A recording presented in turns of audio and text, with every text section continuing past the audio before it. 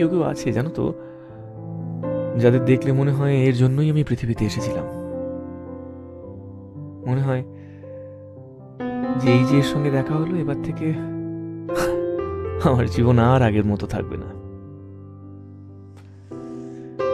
আর এখন এই 40 বছরের অভিজ্ঞতা কি বলছে জানো তো, মানে যাকে আমি সব থেকে বেশি ভালোবেসেছিলাম সে কোনোদিনও আমার হয়নি। আমাদের আমাদের অ্যারেঞ্জ ম্যারেজ হয়েছিল, কিন্তু জোর করে আমরা বিয়ে করিনি। আর কখনো না ওর উপর কিছু চাপিয়েও দিইনি। কিন্তু কাউকে একতরফা পছন্দ হলে সেটা আসলে কখনো মানুষকে বলা যায় না।